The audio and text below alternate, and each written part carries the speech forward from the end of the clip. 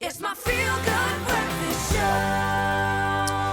Welcome back. You're tuning to your Feel Good Breakfast Show Expresso right here on S3. From brides to family to finances, we've got it all for you this morning. Now, as South Africans, we are very familiar with the concept of blended families. In the intricate, tapestry of family life, we understand just how diverse and mixed things can get. And that is why ABSA Private Wealth is here with tailored solutions for blended families, ensuring they are well prepared for the future. Now, this morning, Head of Financial Planning at ABSA, Naveen Rampasad, is here to tell us a little bit more and to unpack the intricacies of blended families and their finances. Naveen, thank you very much for joining us this morning. Morning, Ewan. It's lovely to have you. And I'm glad we're talking about this. Blended families, it is something that we have in South Africa. We are proud of it. But let's unpack it from the beginning. When we speak about blended families, what exactly does that entail, and why do we need to look at finances sometimes differently? Thank you, Ewan.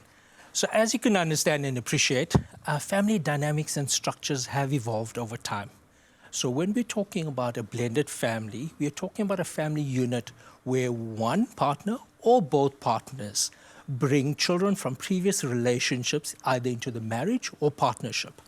So this could entail a marriage with children from previous relationships, a cohabiting couple with children from a previous relationship, and in addition, this couple could also have children together.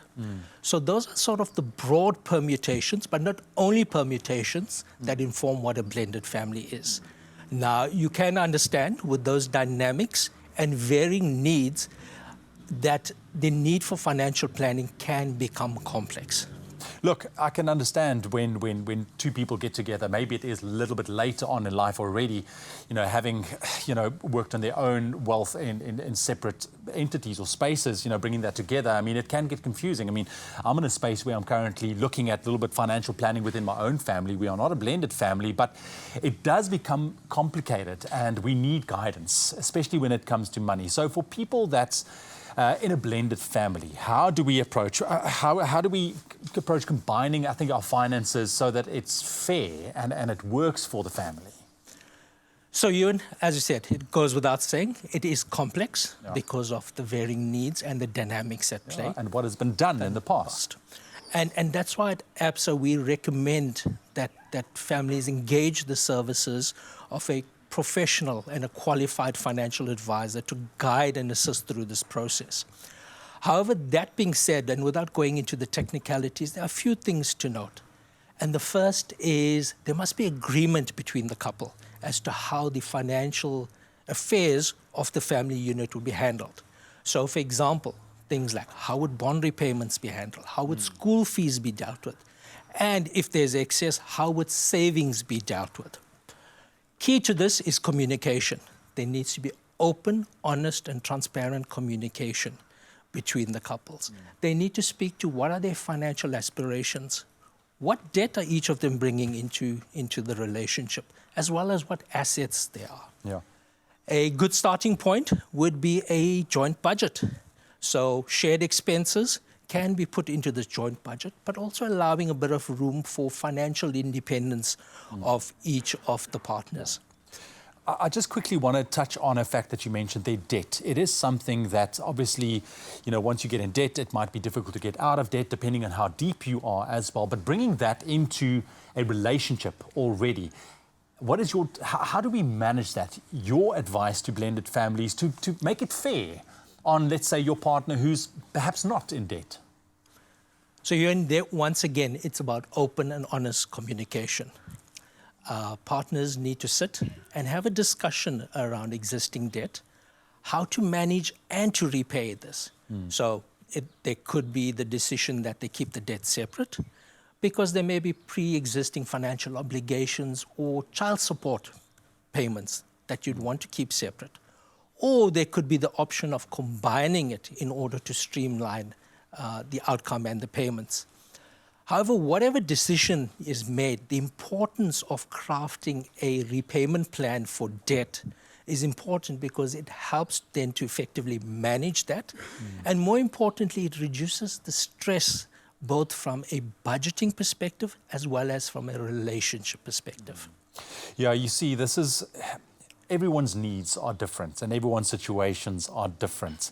And I think you really gave that advice. First and foremost, as a blended family, the communication needs to start, but then we also need that single point of contact, let's say ABSA Private Wealth, to help facilitate that process, because there is so much. We're talking policies, estate planning, all of that. And this is everything that you will help with and advise. Absolutely.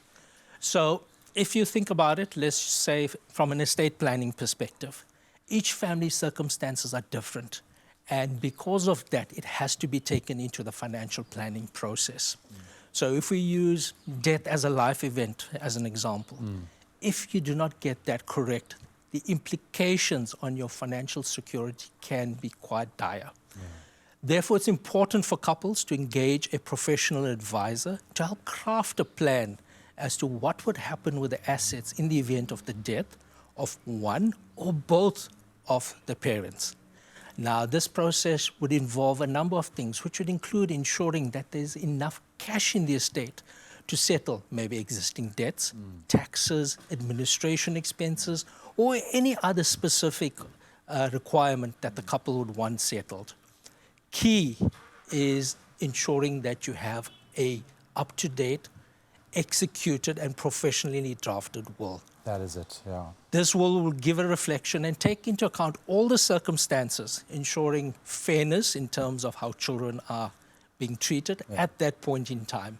So it is key to ensure that you review your will on an ongoing basis to make sure it takes into account changing circumstances. Naveen, thank you very much. I mean, I think we were speaking about podcasting earlier on. This is a podcast moment. We need lots more time with you, but I appreciate it. I've been an ABSA client for many, many years, and I know that, help is but a phone call away and setting up that meeting. And it really goes to show that, navigating a blended family, it is much more complex than you might think, and we need that professional advice. So whether you are a new relationship, a new couple, or an existing family blended from the outside or from wherever you might come, there is help at hand to make sure that your financial situation in your estate is sorted. There are stories of believers, and we're inspired by them all. We invite you to write your story with us. Your story matters. ABSA.